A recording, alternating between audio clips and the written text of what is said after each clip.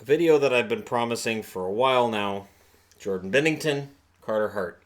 It's an interesting story that's been going on this year. So you've got two guys who are playing prominent roles for teams that weren't supposed to. You've got one that's currently injured, which has caused me to wonder how long he'll stay up or whether or not he might go back down. But either way, Binnington and Carter are these fantastic stories. And you can have a debate over who's been better this year. For me, there is no debate, though, over which one's going to end up being the better goaltender. Jordan Binnington is 25 years of age. He was born July 11th of 1993. He was drafted in 2011, 88th overall by the St. Louis Blues. And the interesting thing to me was that when he was drafted, there was some hype about him being drafted. There was some hype about how good he could end up being. And then it sort of went away. That's the funny thing with Binnington. 2011-2012, he played for Owen Sound, 39 games, 906 save percentage, played one game for Peoria, recorded a 921 save percentage that game. 2012-2013, he played 50 games for Owen Sound, 932 save percentage that year. So everything's going really, really well for him. And then his pro career kind of didn't go in that same direction. 2013-2014, he played with Kalamazoo of the East Coast League, 40 games, 922 save percentage, played one game with the Chicago Wolves of the American Hockey League, 912 save percentage in that game. 2014-2015, plays 45 games for the Chicago Wolves, 916 save percentage. So Binnington's putting up decent numbers, but here we are, we're 4 years out from his draft year, and it's easy to forget about a guy 4 years after they're drafted, and for questions to start coming up of, well, they have Jake Allen, Binnington's kind of redundant, maybe they'll move him. 2015-2016, plays 41 games for Chicago of the American Hockey League. 907 save percentage, appears in one game for St. Louis, puts up a 750 save percentage. You can't read anything into that. 2016-2017, plays only 32 games for Chicago that year. So 911 save percentage in that. And again, Binnington kind of lost in the shuffle. You didn't hear anything about Binnington as a future starter for St. Louis or as a guy with a lot of NHL upside any longer. Again, it's 6 years after he was drafted. And this is why with goaltenders, it's really hard to tell who's going to be a really good goaltender and which ones are just going to be your average or which ones could be good fill-ins here and there. 2017-2018, he actually plays for Providence. And he played 28 games, had a 926 save percentage. So save percentage is great. Played for Boston's affiliate in the American Hockey League. Surprisingly enough to me, Boston, I don't think, made a play for Bennington. Personally, if I'm Don Sweeney, I would at least think about it. Because the Bruins, they have Rask, they have Halak. But I have some minor concern with Boston's future. And I think Binnington would have been a good addition. But this year, 2018-2019, plays 16 games for San Antonio, 927 save percentage in those 16 games. Chad Johnson gets traded. So Binnington goes up and basically is a bench warmer. And this for me is where St. Louis's biggest mistake was this year, was letting him ride the pine so long. But none of us saw this coming. So it's not a matter of, well, we all saw this coming and we were screaming and yelling at Craig Berube to throw him in there. That really wasn't happening. And yet when you look at his resume, 2011, he's the Memorial Cup All-Star team. 2012-2013, he's a first-team goaltender for the OHL, and he was the Ontario Hockey League Goalie of the Year. 2018-2019, he was Rookie of the Month in the NHL for the month just passed, for February. So it's been a meteoric rise for a guy who it would have been very, very easy to forget. 21 games in the NHL, 15 wins, 3 losses, 1 overtime or shootout loss. He has a 1.68 goals against, 933 save percentage. His debut, December 16th versus Calgary. So these 21 games have been since December 16th.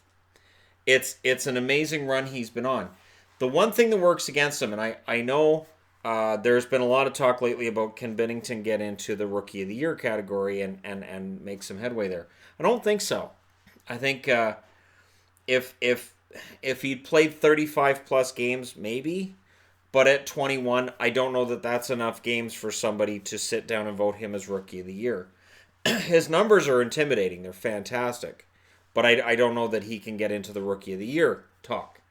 Now, on the other side of the board, you'll notice Carter Hart. Carter Hart's story is completely different than that of Binnington's, which is why the comparison of the two is very interesting.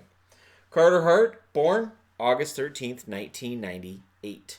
So just over a full 5 years later than Bennington. He's 20 years of age, drafted in 2016, 48th overall. So he's drafted 40 places higher than Binnington was, and the hype around Hart has been fantastic right from the beginning. Now, going back to before he's drafted, plays for Everett in 2013-2014. So 16 years of age? 2 games, .893 save percentage, 2014-2015. 30 games with Everett, .915 save percentage, 2015-2016. Still with Everett, 63 games played, .918 save percentage. 2016-2017, so this is after his draft year, 54 games played, .927 save percentage. 41 games played last year, .947 save percentage. Yeah. So when you compare the two, there's no comparison really of who put up the better numbers in the minors. And yet, Binnington, OHL Goalie of the Year. Now, this year for Lee Valley, 18 games played, .902 save percentage. And this is where, with Carter Hart, there were some, myself included, who said, don't bring him up yet. He was a 20-year-old kid who played well in the American League, played better towards the end of his time in the American League. At the start, he seemed to be a bit overwhelmed. But he does get called up, and he gets called up because Philadelphia is a mess in net, much like St. Louis was. So both goalies are brought into a situation where their teams are down. They need a goaltender. And in both cases when they're brought up, the thought process is, well, Binnington's not going to be the solution to their problems, and Carter Hart is not old enough to be the solution to their problems. And yet, this season, in January, Carter Hart's Rookie of the Month. So back-to-back Rookies of the Month, rookie goaltenders. And, again, there's some comparison here. 2018, Carter Hart wins gold at the World Junior Championships. 2015-2016, he's the Western Hockey League and the Canadian Hockey League Goalie of the Year. CHL comprising QMJHL, OHL, and WHL. So best goaltender in minor hockey in Canada. 2016-2017, junior hockey in Canada. I shouldn't say minor, junior hockey in Canada. He's Western Hockey League Goalie of the Year in 2016-2017 and in 2017-2018. It is an impressive resume built by Carter Hart. One of winning, one of being the absolute total dominant best. And then he comes up and he plays for Philly, and what happens then? 22 games, 13 wins, 8 losses, 1 overtime or shootout loss. Goals against average of 2.79, save percentage of .917. He debuted 2 days later than Jordan Binnington and has played 1 more game. That's despite the fact that he has been dealing with injuries over the last week or so since he played his last game. Binnington, not so much. But Carter Hart thrust into a situation where he kind of had to play a bunch due to the fact that there were so many goaltenders that were hurt on Philly or traded or waived or whatever was going on. And in St. Louis's case, he's called up when Chad Johnson's out. And he's been a little bit of an upgrade on Chad Johnson. No offense to Chad Johnson. So debuting December 18th, 22 games played. For people who are wondering, well, does Carter Hart get into the Calder conversation? And my answer is no. Neither goaltender has played enough games. Now, if I had to pick a goaltender right now, if I had to say, all right, I'm in a Game 7 situation, I can either throw in Binnington or I can throw in Hart. And I've watched them both play. I would go with Binnington right now. Binnington right now this season, I would say yes. Binnington is the guy that I would want in a Game 7 situation. But as soon as next year, Carter Hart's going to be the guy. I think the biggest difference between these two guys and the comparison between the two is going to be there because they played similar number of games. They both played for teams that were dead and buried when they started playing for them. Carter Hart's been part of the turnaround for Philly, and St. Louis's turnaround can be traced back to when Jordan Binnington started getting into games and started getting actual starts in those games.